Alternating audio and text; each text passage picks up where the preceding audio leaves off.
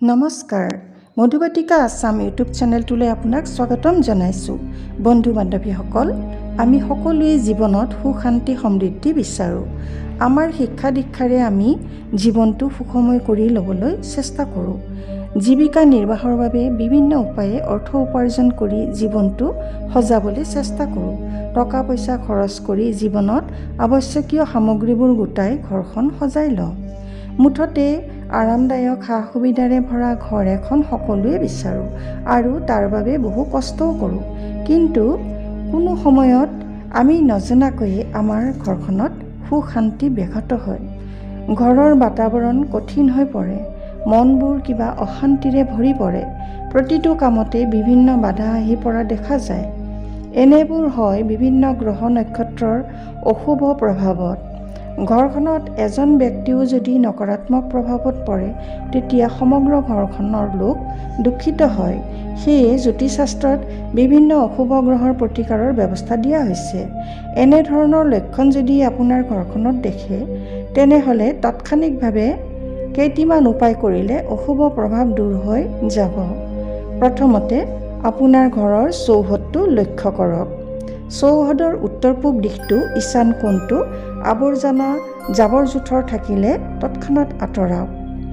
এই কোণটো পৰিষ্কাৰ কৰি পাৰিলে তুলসী এজোপা ৰাখক আৰু তাত নিতৌ বন্তি জ্বলাওক।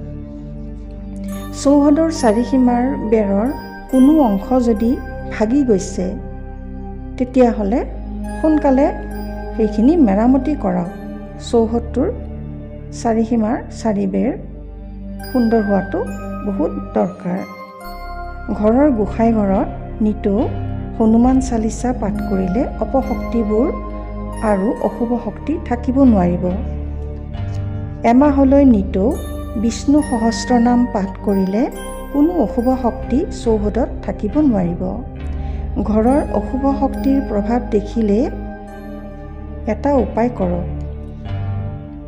এটা ধূনামলা বা পাত্ৰত কেইটিমান কৰ্পূৰ জ্বলাই তাত 100 গ্ৰামমান বগা সৰিয়হ জ্বলাই দি তাৰ ধোঁৱা ঘৰৰ প্ৰতিটো কোঠা আৰু চৌহদৰ সকলো ফালে ঘূৰাই দিয়ক।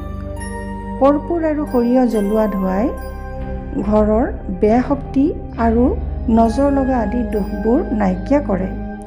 প্ৰত্যেক অমাৱস্যাৰ দিনা কৰ্পূৰ আৰু বগা সৰিয়হ জ্বলাই ঘৰখন আৰু চৌহদত নজৰ লগা বা অশুভ শক্তিৰ পৰা ৰক্ষা কৰিব পাৰি।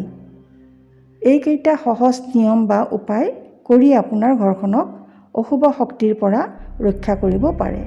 হনুমান চালিচা আৰু বিষ্ণু সহস্ৰনাম আজিকালি মোবাইল ফোনৰ দ্বাৰা সহজে উপলব্ধ হৈছে। কথাখিনি ভাল পালে লাইক এটি কৰিব। পৰৱৰ্তী ভিডিঅ'ৰ বাবে চেনেলটো ছাবস্ক্ৰাইব কৰি আৰু বেল আইকনটো প্ৰেছ কৰি ৰাখিব। ধন্যবাদ। জয় শ্ৰীকৃষ্ণ।